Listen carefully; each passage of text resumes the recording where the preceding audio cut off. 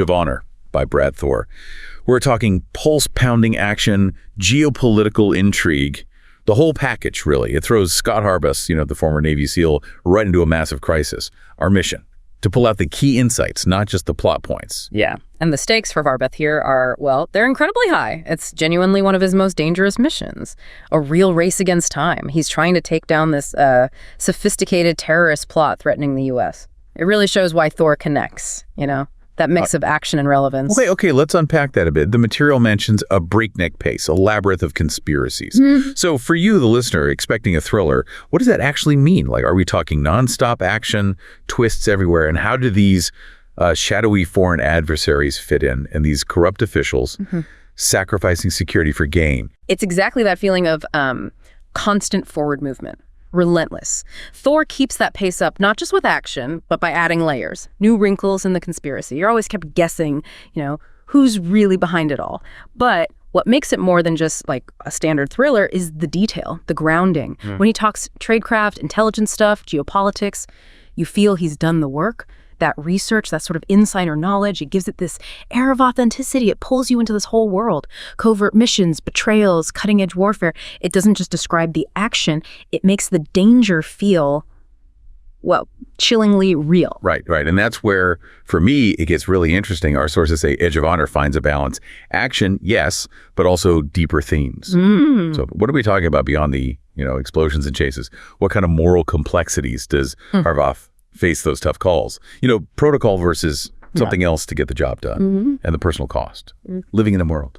Oh, absolutely. That's a huge part of it. Thor uses the plot, the action as a backdrop to really explore those things. The moral complexities of counterterrorism, the immense sacrifices involved. And Harvath, he isn't just some action figure. He's compelling. Yeah, he's ruthlessly efficient, but you see he's burdened by the weight of his choices. He struggles with the gray areas. His interactions, even with enemies, they add this depth. It makes every fight feel personal and consequential. Yeah. You really understand his internal conflict, the human cost. Some critics too point out there's maybe Thor formula, right? Elite operative, big threat, impossible odds, saves the day. So does sticking to that well-established formula, does that make it predictable? Or is there something else going on that keeps people hooked? Is it still worth the ride? That's a really good point. And it gets to why fans, frankly, don't mind. It's not just the formula, it's how polished the execution is. It's so well done. Thor's writing, his crisp prose, it's sharp, no wasted words, keeps things tight. And the action, those well-choreographed sequences, they're vivid. You feel like you're there. Plus, he always weaves in these timely explorations of real-world security threats, makes it feel relevant.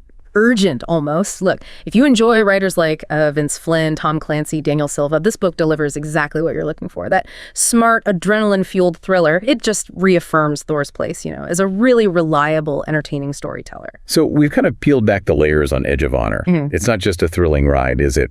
It's also a deeper glance into that world of covert ops, the pressures, the moral questions. Exactly. So maybe for you, the listener, here's something to think about. In our complex world with threats always changing, what is it that draws us to these fictional heroes, these people operating at the Edge of Honor? And maybe what can their stories, their fictional struggles, tell us about the real-world dilemmas they mirror?